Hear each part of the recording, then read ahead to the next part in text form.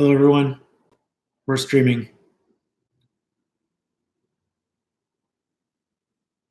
It's nice to see you guys. It's nice to reconnect.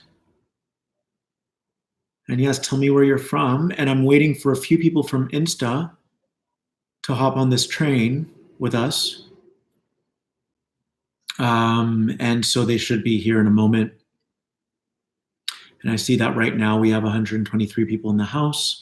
We're going to give it a few minutes. And I see that Germany's in the house and Poland. And wow, Australia and New Jersey is in the house and Calgary. Oh, good. Qatar is in the house. Hawaii, Trinidad. Two of my favorite clients are in Trinidad.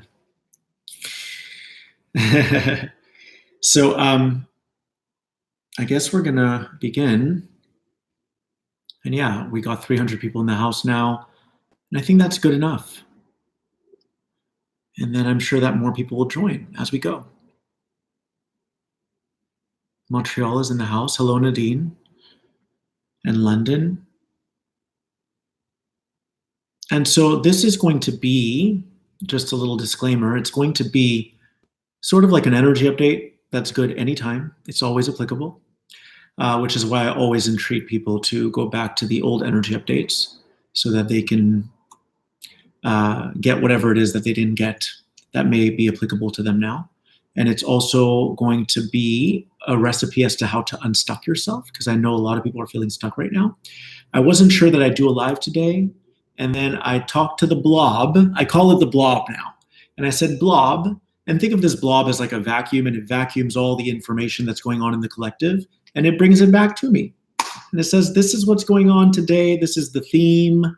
And this is the theme for the upcoming week. And so I had a conversation with the blob. The blob. Oh, man. And I got a good idea of what's going on. So we're going to get into that as well. And I think I'm going to go ahead and end my live session on Instagram. You guys, I will see you soon. Okay. Because I don't like draining my battery life. No offense, but yeah. So I know that many of you are grappling. Thank you for the donation, SEK Schleyer. Thank you very much. And by the way, you guys, I do have PayPal now, how many years later. So I'll attach a link below if ever you want to donate. I appreciate it. So I know that many of you right now are on turbulent waters. You're grappling with what's to come. And you're asking yourself, well, I've been doing all this legwork in order to materialize, in order to bring things to fruition, and I still don't fully grasp why it hasn't come to fruition yet. And I feel like this is the overarching theme for the collective of the human race at this time. And it's funny because this morning I wrote a quote that said, the mind always wants answers because it doesn't trust what the soul is doing. And that's true. The mind operates linearly for the most part, but it's a wonderful device that can actually render itself quantum if we do our due diligence to show up every day for ourselves and invest time, energy, and focus into furthering ourselves via our connection to the cosmic self, to your original self. So the mind has a propensity to ask questions and to want answers when it's still not fully leaning in to its future selves, which is different than the higher self, and into its higher self. Now, one thing I will share with you that really struck a chord, because as you guys know, my month of October was quite turbulent. There was a lot going on. And as much as I wanted to believe that I could meditate and calm myself down, I could to a certain degree, but I couldn't fully and entirely. And what my future selves told me, meaning the future selves that are in this physical body, who had already graduated from what I was dealing with, what they said to me is, Phil, it's okay if you're nervous. It's okay if you're anxious. The reason why you're feeling that is because your body still has embedded within it certain programs or software or malware that is being dispelled and uninstalled from your system, from your body. And because you've never been here before in this current space-time continuum, and we have, meaning we are the you that has already walked through this experience. So our DNA has already shifted at a molecular level, which is why we don't feel what you feel, but we are here to reassure you that you were able to walk through this successfully and that you made it past the storm and that you are fine now. So my guides said to me, and these were different kind of guides, they were my future aspects of who I am in this physical body. What they said to me was, you will feel that anxiety because your body is undergoing an immense change that we have already gone through. But they still were able to extend compassion because they were me in the me that I was in the last few weeks. Does that make sense, you guys? I know I started with a bang. I'm like, let's just get into it. Let's give them that potent injection of quantumness.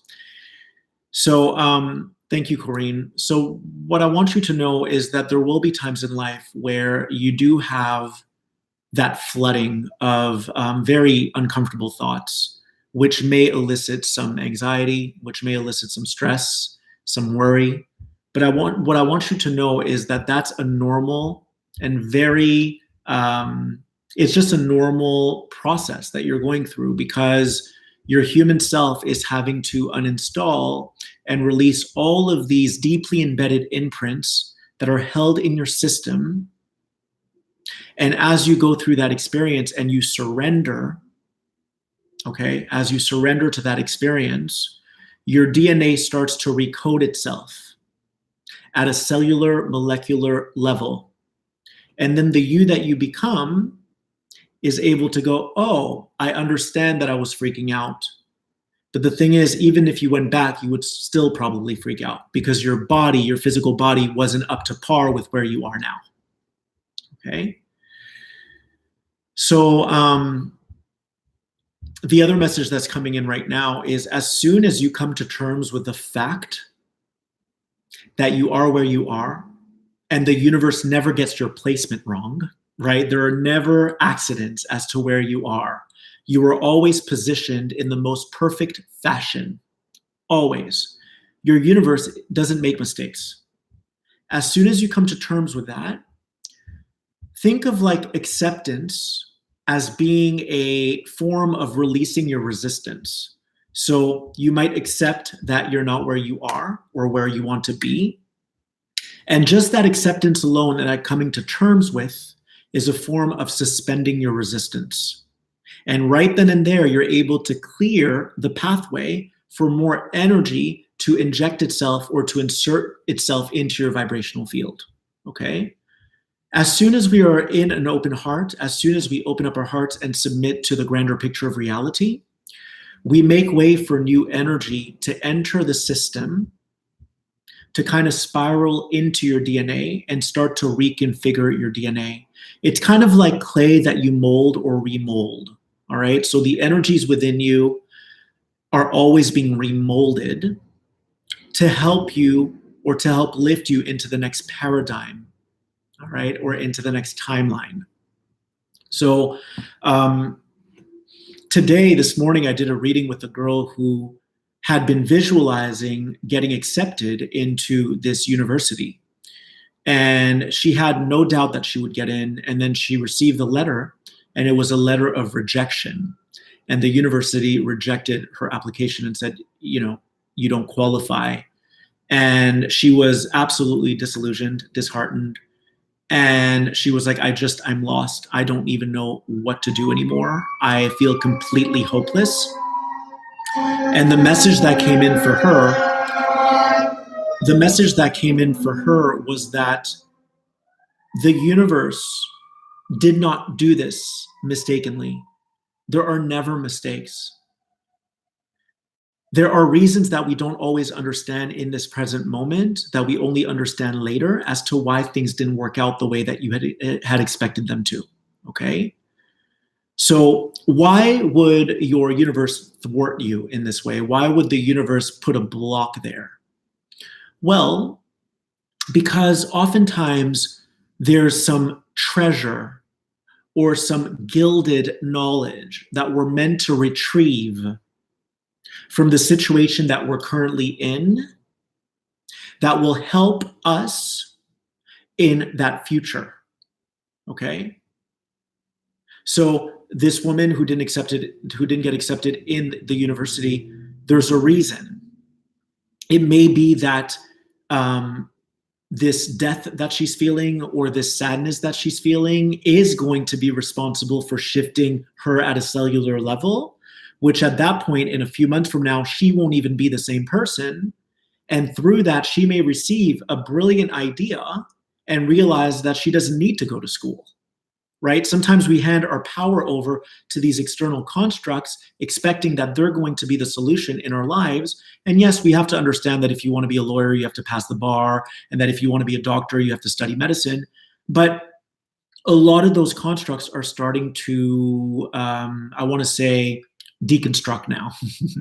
A lot of them are starting to dissipate. And that's because we have the power within us to create the reality that is to our liking. We just have to believe it beyond the shadow of doubt.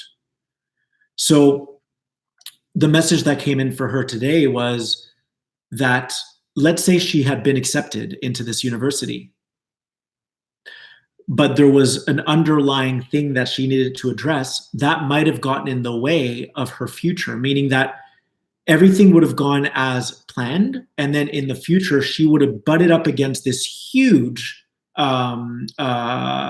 event or circumstance that would have her reassess her life. And it probably would have been more painful in the future than having to deal with it now. And the universe is seeing an opportunity for her to advance her on her journey. So there are no coincidences, you guys. All right. Now, what I want to share with you today, and we're just getting started actually, that was kind of like an intro, a little prelude for you guys. What I want to share with you today is there are times where you feel stuck and you're like, I don't see what's coming next. I don't like my job. I don't like that I'm single. I don't like that I've been envisioning this lover that would enter my life and that we would build a family together. I don't understand why all of that hasn't been brought into materiality yet, hasn't come to fruition. And what I want to share with you is that if you are someone who doesn't like your job, but you still happen to be at your job, there's a reason for this. What would the reason be? Well, number one, that you're afraid to leave your job. Why would you be afraid to leave your job? Because there's something that you're getting from this job that is more comfortable to you than the prospect of leaving the job. Okay? So let's say that you're at a job that you don't like. The reason why you're there is because you're getting an emotional paycheck. All right, you're getting an emotional paycheck from that particular job,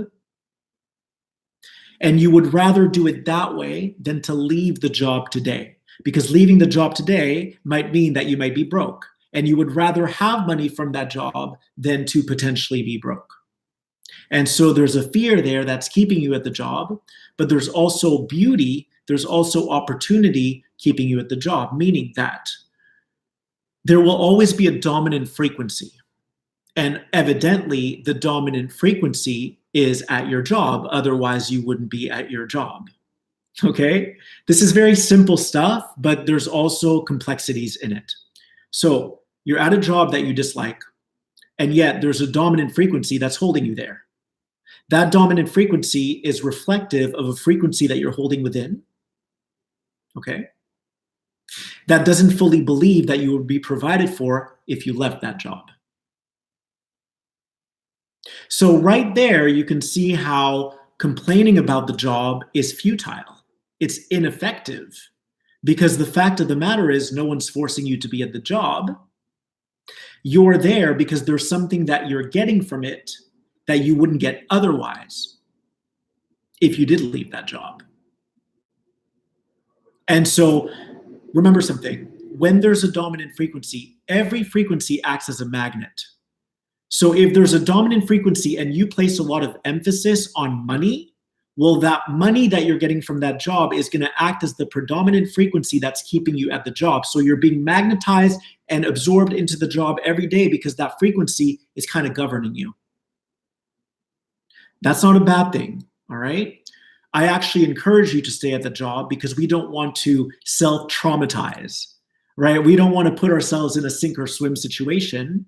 And for me as well, like, there's been many jobs I've done in my life, and I wasn't ready to step out of that job because I didn't feel confident in my ability to do so. I didn't really believe that I would be provided for. And at the time, I probably wouldn't have been provided for because there was something at that job that I needed to retrieve that would lend to the bigger picture of where I stand now. And sometimes these little pieces of the puzzle that you're meant to retrieve from the situation that you're in, which is not accidental, which is always calculated, which is always divinely orchestrated and strategized by your universe, okay? So I'm losing my train of thought. Okay, sometimes that piece of the puzzle that you're meant to retrieve is gratitude. Sometimes that piece of the puzzle that you're meant to retrieve is realizing that you're complaining about the job and that you're having a pity party, and to reshape that belief so that you can clear that frequency that is governing you, that would allow you to dial in a new reality, okay? So if you look at it from the overview, there's someone putting money in your pocket. That is a service that they're providing for you in exchange for your service. So complaining about it is almost like taking more than you're giving. Complaining about it is almost like trying to take more than you're giving, because there is an equal exchange. The exchange is, we don't necessarily need your emotions. We just need you to serve your function, which is to do your job effectively, and then we're going to pay you. So complaining about it stems from a sense of entitlement. It's like, oh, I don't belong here. I hate it here. But again, your guides would always say to you, then you don't need to be there. But the reason you're there is because you don't think you're worthy of something better. And because you don't think you're worthy of something better, we're going to work with you within this framework so that you can retrieve the missing piece of the puzzle that you'll need in your future. An example that's coming to me right now. Oh, thank you so much, Edgar, for that $100. I really appreciate it. Thank you for your generosity. And thank you, Stephanie. Thank you so much for the 222. Angel numbers, baby. Okay, so yeah, I feel so much gratitude. Thank you. So if you were an actor and you never went through this boot camp of really being humble and earnest and earning your way to the top, okay? If you got the fame too soon, then that would most likely inflame your ego. And then you might in the future start using drugs, right? Because you're misunderstood. And then your career would topple, okay? That would be your demise that you would be creating. So oftentimes what your guides and your angels are gonna do is they're gonna see the potential of you letting it get to your head and getting drunk on power by being a celebrity. And they're gonna say, whoa, whoa, whoa, whoa, whoa, whoa. There's still stuff that this person needs to retrieve before they measure up to the version that they want to be, that they desire to be. And that may be that you want to be a mom. It may be that you want to be in a relationship. It may be that you want to launch your own business. So your universe is going to pump the brakes and say, okay, we get that there's a potential timeline, because remember, your original self is omniscient. It is all-knowing. It's everywhere all the time. It's omnipotent. It's omnipresent. So your original self, your higher self, your team, your angelic team, I like to call them my A-team, my angelic team, they're going to say, okay, so right now there's an 80% chance that if we give him the fame or the celebrity too soon, then that's going to blow up his ego, and then he's eventually going to crash into a brick wall and never really have a long career that's sustainable.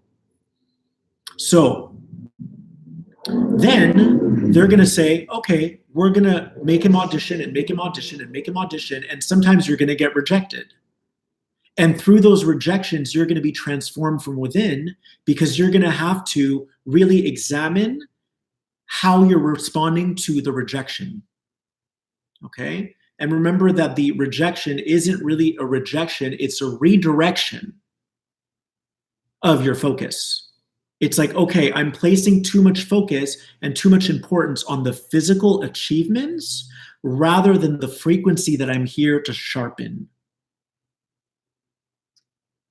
So you may not always understand why you haven't made it to the top yet, or why you haven't left your job yet. It's because there are things that are concealed within your situation that need to be brought into visibility so that you can see it and then flip it and rework it. I want you to know something, that your entire reality is based upon your beliefs, your perceptions on life. Everything is based on beliefs. I went for lunch with a new friend the other day, and he was saying to me, well, I get that you don't plan anything in advance, but what about the real world? Like, how does that translate into real life? And my response was very simple. I said, real is relative. Real is relative. It's relative. That's the truth. Real is relative. And also, what's real for me is what's real for me. And this is my reality. I don't plan things in advance. I do fine financially. I work when I'm inspired. And that's what I've crafted for myself. And a lot of that's going to kind of like make people raise their eyebrow and go, huh? How's that possible? But most people are still operating under the programming, under the societal constructs of what you're supposed to do. And then he started talking about how, what about culture, and how there are different rituals in culture and different mentalities in different cultures. And I agree with that, because my family is Egyptian, okay? Egyptians, and I'm sure many of you understand how people in Lebanon or Egypt or Syria are. When you eat and you finish your plate, they just keep serving you more, right? Also, in the Egyptian culture, the men always pay for the bill, which is great. But the thing is, what I said to my friend is that there are good things about cultures that should be kept alive. And then there are a lot of downsides to cultures that are obsolete and archaic that need to be reworked, right? Because otherwise we're never evolving ourselves. So I think that there's beauty in the man paying for the woman and being chivalrous, but I promise you there are probably men in Egypt that resent women because they're always taking care of the bill, right?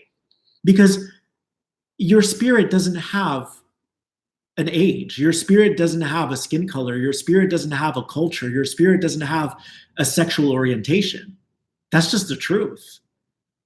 Your spirit is indwelling a physical body that you chose to occupy because you knew that there would be breadcrumbs that you would have to follow to eventually retrail your steps back to the truth of who you are, to the totality of who you are. So it always makes me laugh when people are like, oh, but we have to be there for our family. And I look at them and I go, but do you? Like, really, I want people to really start taking inventory of where you're making agreements when in actuality, you're keeping everyone, including yourself, enslaved to an old paradigm, right? So you might think, oh, but I understand that you don't plan anything in advance, Phil, but I have a responsibility to be there for my mom because that's what we do in our culture. Great, but you have to be willing to see how your mom would respond if you weren't always available, right? Because otherwise you're not helping her. You're not giving rise to certain things that she needs to address in order to elevate it into a new stance, into a new state of consciousness. Which is why I always tell people, like, if you're gay, come out of the closet. Like, if you're a witch, come out of the closet. Like, just be who you are, because we're not supposed to be comfortable. We're supposed to shake things up, right? We're supposed to stir up the pot. What would life be if we all said, oh, but this is what we do, but this is what we do? this is what you do. That sounds like a program. And it sounds to me like you're just robotically going about your life like all the people that preceded you. So your entire life is representative of your belief systems. And you will never really amount to your full divine potential if you're not willing to find those blind spots and shine a light on them and go, oh, now I know that when I say no to my mom, she gets upset. Whoa, I didn't know that before because I was always with her all the time and I never said no to her. All right. People need to remember you're not your family. You are a soul indwelling this physical body for you, meaning that the love that you share with others is like the cherry on top of the cake or on top of the ice cream. But you set up this entire life with family, with your sexuality, with everything, with all the coordinates that you needed to eventually find your way back home, which is your higher self, which is your original self.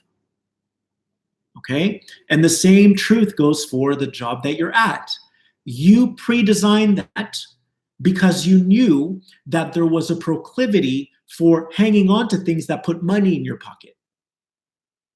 And so by staying in that situation, which is encouraged if it scares you too much to leave, by staying in that situation, you're able to kind of evaluate everything that goes on in your everyday life at that job as it relates to the thoughts you have, to the emotions you feel, and start reworking those. And as you rework those beliefs and those perceptions about your life, then you're dialing a new phone number that then dials in a new reality. Okay? And a lot of people get tripped up on, but I've been visualizing this and I've been visualizing that and it still hasn't happened.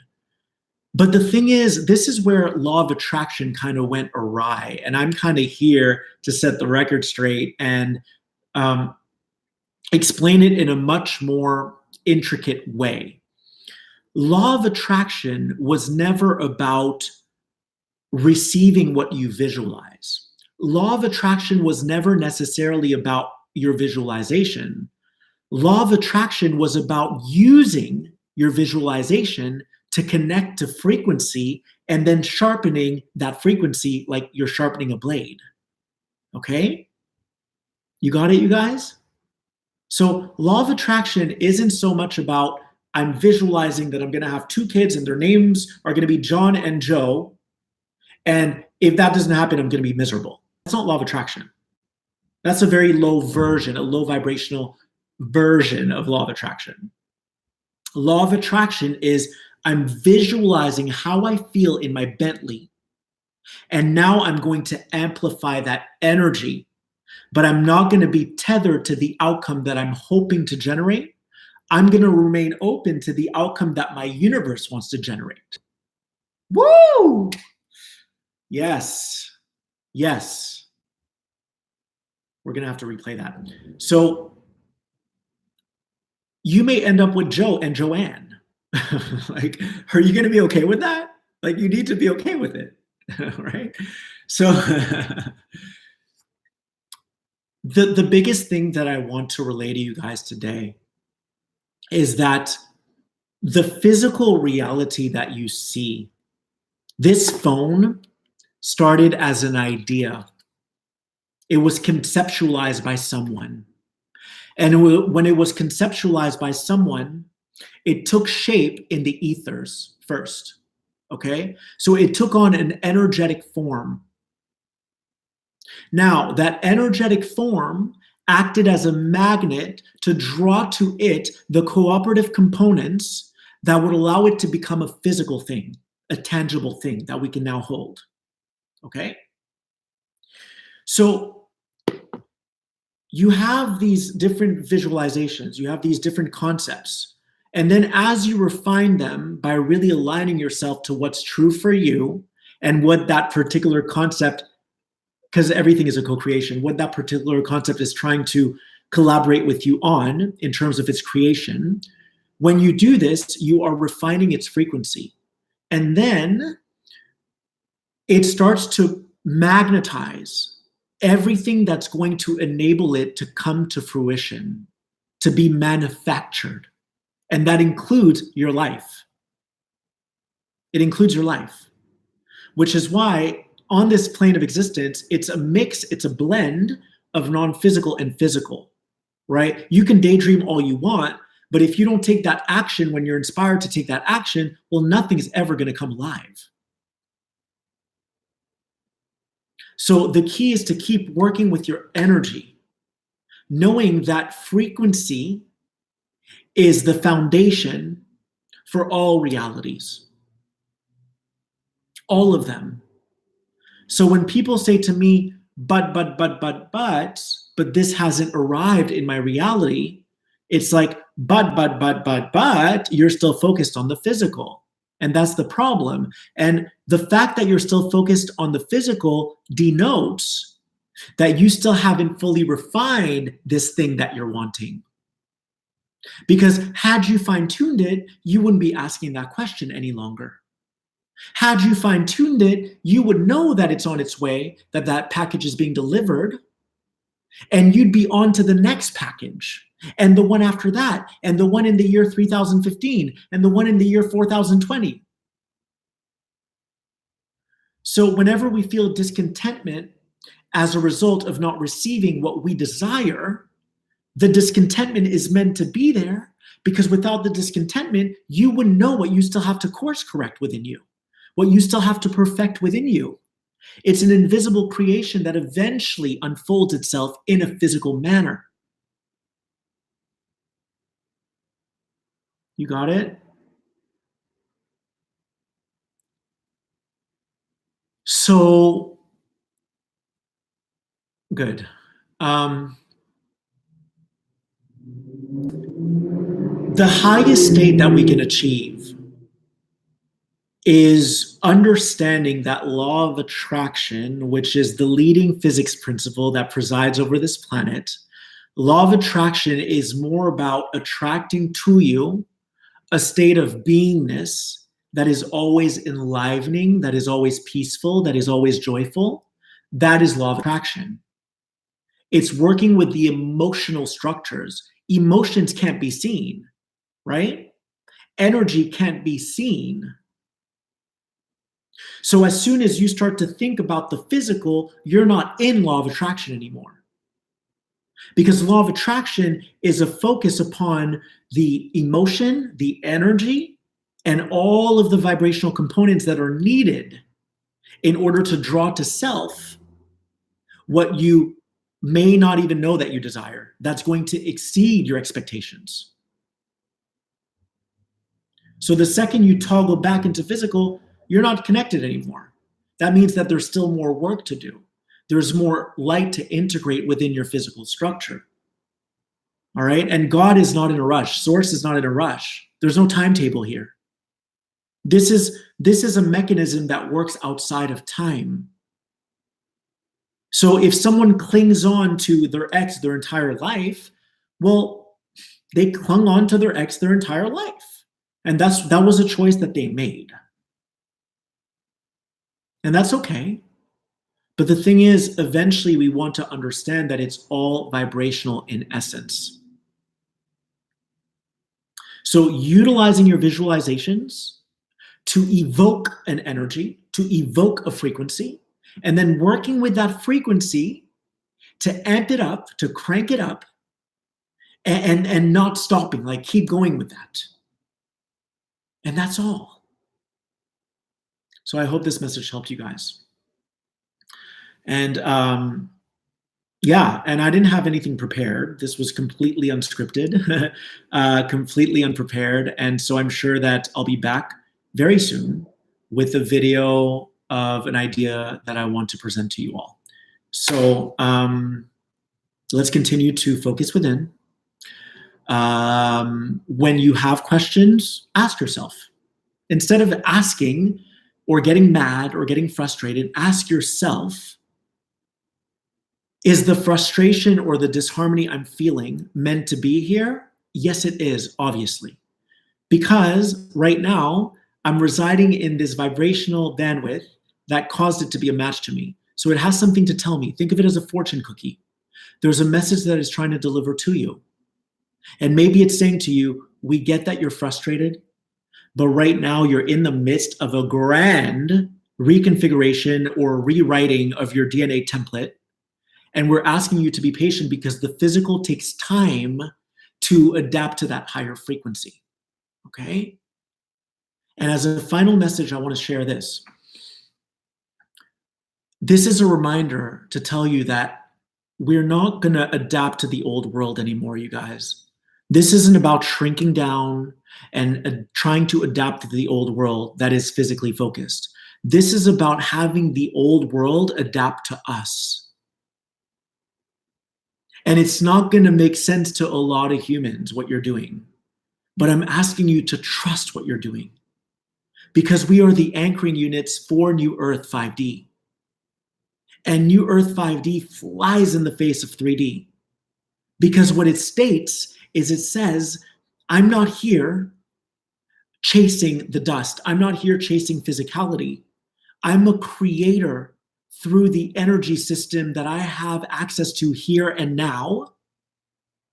And based upon that, I draw to myself everything that I need and more. So this isn't about adapting to an old format of reality or to people and their beliefs. This is about having the old adapt to us because that higher frequency will always override the lower frequency. Always. Which is why I'm telling you, don't put so much emphasis on the physical, because the frequency of what you're crafting in the non-physical in hyperspace through your imagination, that higher frequency will always override your physical realm. Your physical realm has no choice but to conform to what you create from within. It has no choice because all it is a holographic reflection. It's a holographic reflection. Your third eye is like a projector screen, okay? And it projects onto the screen all of your beliefs, all of your judgments, all of your perceptions, so that they can be reworked, reshaped, remolded, so that you can dial new phone numbers, so that a very specific reality can be magnetized to you, right? If you miss one number when you're dialing a phone, you're not going to reach your friend. So you want to dial very specific codes, okay? And not waver, really be steadfast in that. And then entrust your universe and your A-team, your angelic team, to serve that to you on a golden platter. Because it has no choice to. No choice, because energy always precedes physicality. Always. You are a light being, you're not a physical being. You are a light being that created this physical body. That's what you are. So I love you guys so much, and thank you for taking the time to subscribe, to like, to comment, and for all your contributions. I will attach a link below if you feel inspired to. And I'm now accepting PayPal 2 years later. So excited. I love you guys. I'll speak to you in another version of The Now.